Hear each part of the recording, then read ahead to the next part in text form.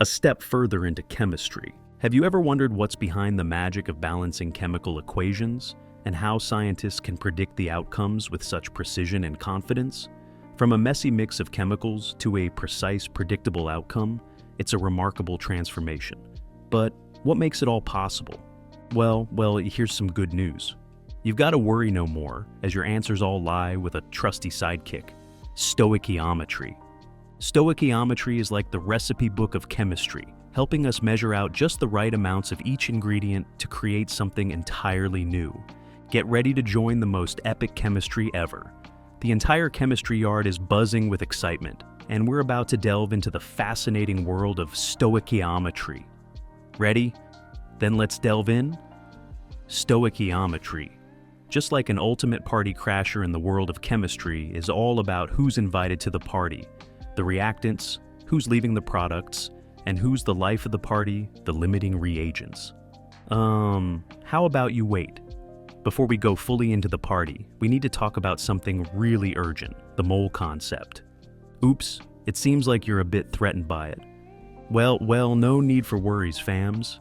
It's pretty much easier if you think of it like a game of chemical musical chairs where you've got 6.022 x T123 particles, also known as the Avogadro's number, and only so many seats, a whole bunch of moles to fill. Once you've mastered the entire mole game, you can start balancing chemical equations easily, like a pro.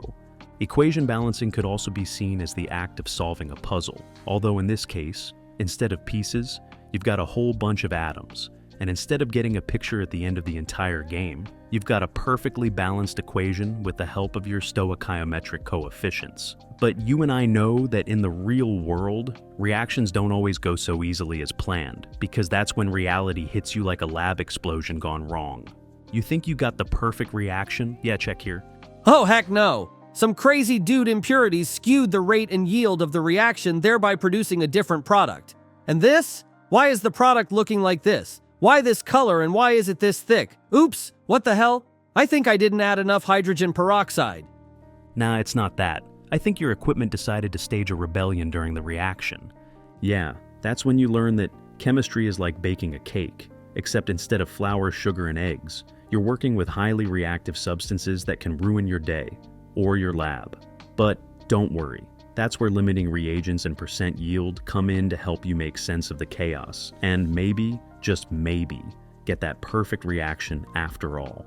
But have you ever wondered what's really going on behind the scenes? Like, what's driving the reaction to happen in the first place? And then, there's this knock at the door. Take a spy. It's just some random dude wearing the tag Thermodynamics. Then he comes in, and everyone in the room turns and is like, now, who the heck is this? Oh, he's a great guy though. He's the entire study of heat, energy, and work.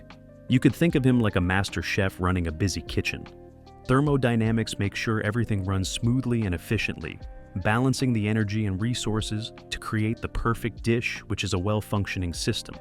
And then there are the laws of thermodynamics, the zeroth law, which states that if two systems are in thermal equilibrium with a third system, they're also in thermal equilibrium with each other. Here's a breakdown. This basically means that if two things are comfortable at the same temperature as a third thing, they're also comfortable with each other's temperature. The first law, which is the law of conservation of energy, is like the ultimate energy drink, minus the crash afterwards. It states that energy can't be created or destroyed, but can only be converted from one form to another. Because, let's be real, energy is like that one friend who's always showing up in different outfits. Same energy, different vibe. So, whether it's electrical, thermal, kinetic, or potential energy, it's all just different forms of the same thing. And it's always accounted for. Energy is always somewhere, and it's always being converted from one thing to the other. You know, sometimes when you leave your cup of hot coffee on the kitchen counter for a bit too long, and it ends up getting cold, have you ever wondered, what in hell is going on there? Is the universe conspiring against our caffeine fixes? This is actually where the second law of thermodynamics bursts in, with its concept of entropy and the idea that energy always tends to become less organized and more dispersed over time. You know how sometimes you try to chill a drink really quickly by putting it in the freezer? At first, it cools down rapidly, but with time, you notice that as it gets closer to freezing temperature, it seems to slow down and take forever to get those last few degrees colder. What's going on there? Is the drink somehow resisting the cold, or is something else at play? And this is where the third law of thermodynamics comes knocking, with its concept of absolute zero, and the idea that it's impossible to reach absolute zero by any finite number of processes. And just as we're chilling with the second law, we start to get curious. What's the deal with absolute zero, the ultimate temperature goal where all molecular motion comes to a grinding halt? Then, all of a sudden, there's a knock at the door, and in walks the third law of thermodynamics, wearing a tag that says, Hey, it's impossible to reach absolute zero no matter how hard you try. The third law, looking rather stern, began to explain that as you get closer and closer to absolute zero, the entropy of a system approaches a minimum value. You see, it's like trying to find the last present under the Christmas tree. The third law said with a sly grin. No matter how hard you look, you'll never quite find it. And even if you get really, really close, it'll take an infinite amount of time and energy to actually reach absolute zero. The third law chuckled to himself, clearly amused by the absurdity of it all. How about a quick detour to explore some mind-blowing thermodynamic processes? Fun, right? Now, let's go. In dealing with thermodynamic systems, we've got processes like the isothermal, adiabatic, and isobaric, which are like the secret ingredients in your favorite recipe. Beginning with the isothermal process, it's the steady hand that keeps the temperature constant, while the adiabatic process is like the magic trick that makes heat transfer disappear. And isobaric process, on the other hand, is like the pressure cooker that keeps things under control. These processes are the real MVPs when it comes to understanding how energy is transferred and transformed within systems. Now, let's dive headfirst into the wild world of kinetics and equilibrium. It's just like you being at a chemical cocktail party, and molecules are mingling, reacting, and having a grand old time. But while at the party, a thought came into your mind. What really is the recipe for this chemical soup that I've just been served? How do these people know when the reaction is ready, or when it's just getting started? That's where kinetics comes in. It's like having a backstage pass to the chemical reaction, where you get to see the speed, the drama, the twists and turns. And then, of course, there's equilibrium, the ultimate balancing act, where reactants and products are like acrobats on a tightrope, constantly adjusting, adapting, and keeping things steady. And again, another thought comes into your mind. What happens when the equilibrium gets disrupted? That's where Le Chatelier's principle steps in to save the day. Le Chatelier's principle states that if a dynamic equilibrium is disturbed by changing the conditions, the position of equilibrium shifts to counteract the change to re-establish an equilibrium. In simpler terms, Le Chatelier's principle is just like having a crystal ball that predicts how the equilibrium will shift, like a master chemist orchestrating a symphony of molecular movements. The crystal ball of Le Chatelier's principle, revealing the secrets of equilibrium shifts. But, you know what they say, with great power comes great responsibility. And that responsibility is to understand the fascinating world of acids and bases. I mean, think about it. Acids and bases are ultimate chemical superheroes. They're always saving the day, whether it's in our stomachs, where acids help break down food, or in our favorite cleaning products, where bases help scrub away tough stains. But have you ever wondered what makes them tick? What's the secret to their superpowers? Well, let's get started with the basics, the definitions of acids and bases. We've got Arrhenius, Bronsted-Lowry, and Lewis, each with their own unique spin on what it means to be an acid or a base. It's like they're all trying to outdo each other in the ultimate game of chemical one-upmanship. Arrhenius says, "Hey, I've got it. Acids are substances that increase the concentration of hydrogen ions in a solution." Bronsted-Lowry chimes in, "Hold up, I've got a better idea. Acids are substances that donate protons, while bases are substances that accept them." And Lewis is all, "You both are wrong. Acids are substances that accept electron pairs, while bases are substances that donate them." But amidst all this definition drama, there's one thing that's clear. Acids and bases are like two sides of the same coin. They're always interacting, always influencing each other, and always keeping things interesting. Now, let's talk about pH and pOH, the ultimate acid-base metrics. pH is like the acid-base report card, telling us how acidic or basic a solution is. And pOH is like the pH's trusty sidekick, helping us calculate the concentration of hydroxide ions in a solution. Together, they're like the dynamic duo of acid-base chemistry. Oh yeah, I've got what you're thinking. Strong and weak bases, right? Well, those guys are like the ultimate acid-base rebels. Strong acids and bases are like the daredevils of the chemical world, completely dissociating in water and causing all sorts of chaos. On the other hand, weak acids and bases are like the chemical wallflowers, only partially dissociating and keeping things nice and subtle. And that's where dissociation and ionization come in. The ultimate acid-base party tricks. Dissociation could be seen as the acid-base magic trick, where a molecule suddenly breaks apart into ions. And ionization is like the acid-base superpower, where a molecule gains or loses electrons to become an ion. So there you have it, the wild and wonderful world of acids and bases. It's a world of chemical superheroes, metric systems, and party tricks. It's been a wild ride, folks. How about we hold a quick party for one of the big topics in chemistry, organic chemistry. Organic chemistry is a vast and fascinating field that deals with the study of carbon-containing compounds. At its core, organic chemistry is concerned with understanding the structure, properties, and reactions of these compounds. In simpler ways, take organic chemistry to be a field where molecules come to party, forming bonds, breaking bonds, and getting all dressed up in their fancy functional groups. And, at the heart of it all, are hydrocarbons, the ultimate molecular building blocks. But before we dive into the wonderful world of hydrocarbons, let's talk about functional groups, the molecular equivalent of accessories. I mean, see them like the hats, scarves, and sunglasses of the molecular world. They can completely change the way a molecule looks and behaves, and they're a key part of what makes organic chemistry so fascinating. Now, let's get back to those hydrocarbons. We've got alkanes, alkenes, and alkynes, each with their own unique structure, properties, and reactions. Alkanes. They're the simplest and most straightforward type of hydrocarbon, and they're a great place to start our exploration of organic chemistry. So, what exactly are alkanes? Well, alkanes are saturated hydrocarbons, meaning that they only contain single bonds between carbon atoms. They're also known as paraffins, and they're typically non-reactive, meaning they don't readily react with other molecules. The general formula for alkanes is CnH2n+2, where N is the number of carbon atoms in the molecule. For example, methane, CH4, is the simplest alkane with just one carbon atom. Ethane, C2H6, has 2 carbon atoms. Propane, C3H8, has 3, and so on. Here are a few more examples of alkanes, along with their formulas and structures. As you can see, alkanes are pretty straightforward molecules.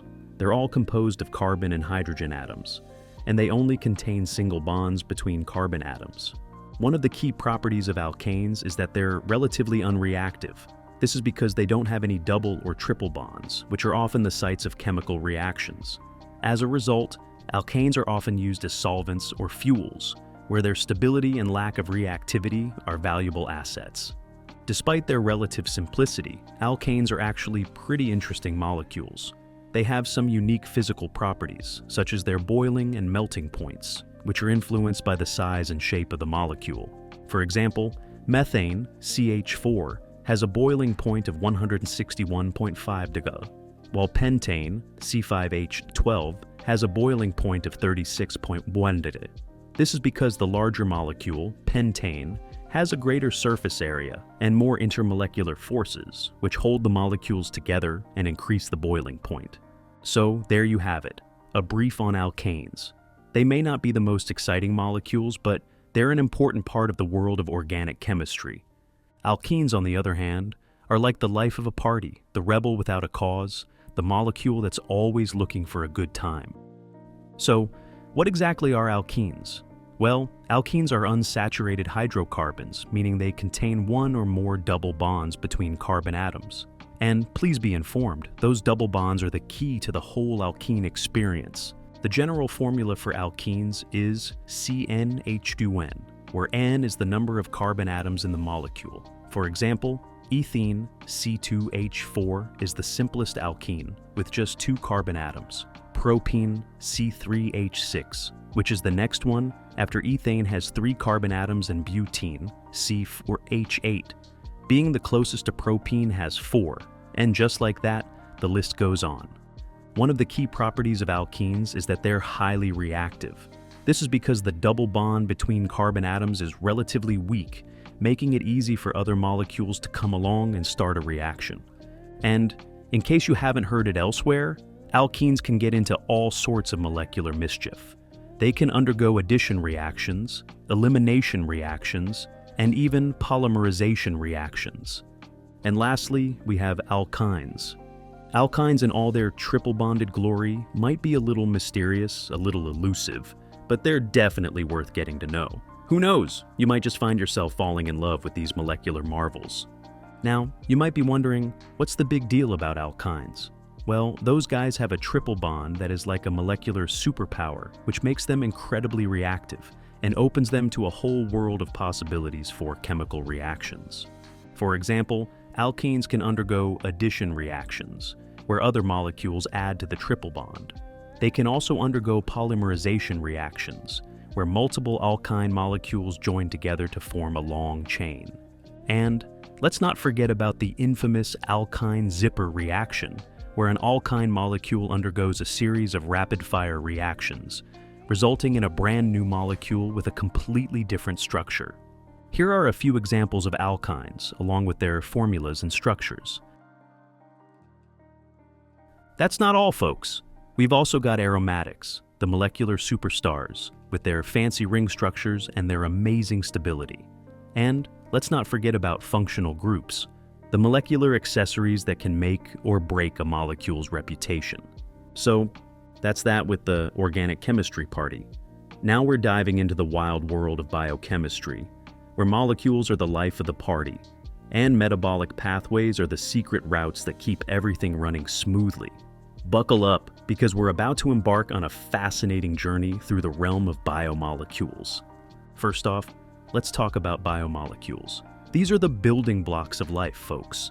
They're the molecules that make up all living things, from the simplest bacteria to the most complex organisms. Biomolecules come in all shapes and sizes, but they can be broadly classified into 4 main categories: carbohydrates, proteins, lipids, and nucleic acids. Now, let's get into the nitty-gritty of each of these biomolecules. Carbohydrates, for instance, are the ultimate energy storage molecules. They're like the batteries of the molecular world, providing energy for all sorts of cellular shenanigans. And let's not forget about the different types of carbohydrates like sugars, starches, and fibers. Each one has its own unique structure and function, but they all play a crucial role in keeping our cells running smoothly. Proteins, on the other hand, are just like the molecular superheroes. They're responsible for all sorts of cellular tasks, from catalyzing chemical reactions to replicating DNA. There are so many types of proteins, which include enzymes, hormones, and structural proteins, each one with its own unique structure and function, but they all play a crucial role in keeping our cells running smoothly. Lipids, just like the molecular architects, are responsible for building and maintaining the structure of our cells, from the cell membrane to the mitochondria. Not just that, these dudes called lipids are big-time bosses of the molecular world. They're like the CEOs of the cellular corporation, calling the shots and making the big decisions. And just like any self-respecting boss, they've got their own entourage of loyal servants to do their bidding. Enter the triglycerides, the loyal servants of the lipid empire. They're the lipids' personal assistants, storing energy and nutrients for their boss's next big move. And let's not forget about the phospholipids, the lipids' top advisors, helping to build and maintain the cellular infrastructure. And of course, there are the steroids, the lipids' special forces, getting the job done with their powerful hormonal signals. Each one of these lipid types has its own unique structure and function, but they all play a crucial role in keeping our cells running smoothly. Hold up, folks, we've got a plot twist coming your way. But first, let me ask you, have you heard the rumors about a mysterious molecular mastermind that's been pulling the strings from behind the scenes? I think they call it the nucleic acid. That's right. Nucleic acids are the ultimate puppet masters of the molecular world. They're like the scriptwriters, directors, and producers all rolled into one, dictating the genetic code and telling the cells what to do. Nucleic acids are the ultimate power couple of the molecular world. And their two main branches, DNA, deoxyribonucleic acid, and RNA, ribonucleic acid, are the dynamic duo that makes it all happen. They're the masterminds behind the genetic code, storing, transmitting, and expressing the instructions that make life possible. In short, DNA and RNA are the most valuable players of the molecular world, and without them, life as we know it wouldn't exist. Now, let's get to know about metabolic pathways. These are like the secret routes that our cells use to convert energy and nutrients into the molecules they need to survive. Metabolic pathways are like a complex network of molecular roads, with different pathways branching off in different directions. And at the heart of each pathway, there's a group of enzymes that work together to catalyze the necessary chemical reactions. Enzymes, by the way, are like the molecular matchmakers. They're responsible for bringing together the reactants and products of a chemical reaction. At the same time, they're used for catalyzing the reaction itself. Enzymes are categorized into different types, like the oxidoreductases, transferases, and hydrolases, each with its own unique structure and function, but they all play a crucial role in keeping our cells running smoothly. Finally, let's talk about regulation. This is like the molecular traffic control system, where our cells use different mechanisms to regulate the flow of molecules through different pathways.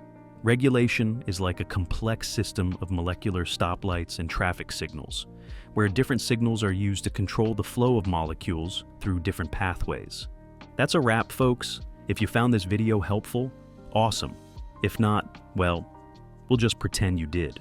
Seriously though, if you liked it, give us a thumbs up, share it with your friends, and subscribe for more fun-filled biology adventures. See you in the next one, and thanks for watching.